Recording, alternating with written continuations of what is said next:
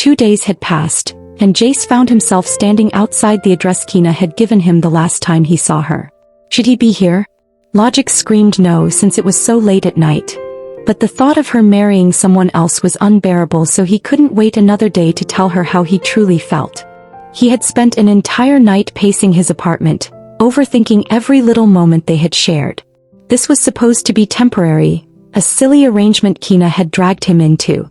But somewhere between their endless arguments and their rooftop date, something shifted. He didn't want her for just 2 weeks anymore. In fact, he didn't want to have a deadline at all. His heart pounded against his ribs as he knocked on the door. A few seconds later, it swung open to reveal Kina dressed in an oversized sweater and shorts. She looked different from the confident, polished girl he had first met. This was Kina at her rawest. She blinked at him, surprise flickering across her face before she crossed her arms. Jace? Yeah, he breathed, suddenly feeling ridiculous for showing up unannounced. She tilted her head. What are you doing here? This late? Jace swallowed, his throat dry. I don't want you to marry him. Kina let out a soft chuckle, leaning against the doorframe. And why is that? His jaw clenched. Because I dashed. He hesitated, but there was no going back now. Because I don't want to let you go. Kina's smirk faltered. Jace. Our relationship wasn't even real. And you didn't even want it to begin with. I know, he admitted, stepping closer. At first it was just a bet, something you insisted on. But now, it's real for me. I don't know when it happened, but it did. And I don't want to pretend it didn't. Kina stared at him, her lips slightly parted, her expression unreadable. You said you wanted me, right? He continued, his voice lower now. Then let's stop pretending we don't have a choice. You don't have to marry someone for your family's sake. And I don't have to keep acting like I don't care. She exhaled shakily, looking away for a moment before murmuring, You're late, boyfie. Jace frowned. Late? She bit her lip, stepping back. Come inside. He followed her in, his eyes scanning the space.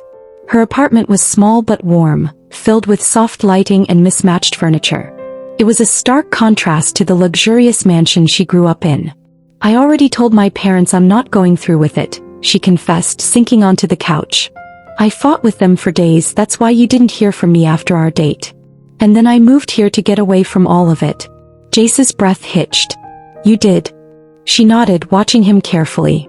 But I was waiting for you, idiot. And you took your sweet time. A slow grin tugged at his lips. So, what now? Kina reached out, grabbing the front of his hoodie and pulling him down beside her.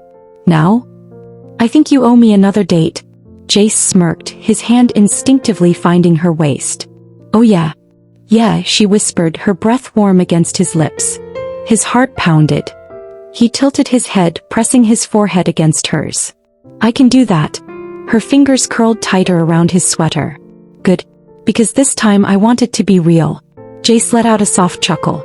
I might kiss you right now and break the rules I made. Kina smirked, her lips grazing his. You already broke them by falling in love with me, boyfie. His smirk faded. His hand slid to the nape of her neck, tilting her head just right before he kissed her, soft at first, testing, but then deeper. Kina melted into him, her fingers tugging him closer, her breath hitching against his lips.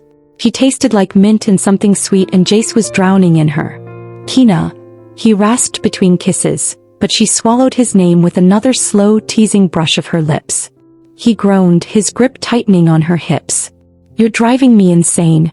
Good, she murmured, biting his lower lip before trailing kisses down his jaw. Jace exhaled sharply, his self-control was slipping fast and Kina knew it.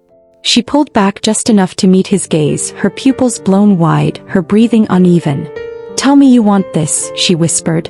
Jace stared at her, this crazy, stubborn, impossible girl who had somehow become everything to him. His hands cupped her face, his thumbs brushing over her cheekbones. I want you, he said, his voice hoarse. No more deadline. No more pretending. Just you.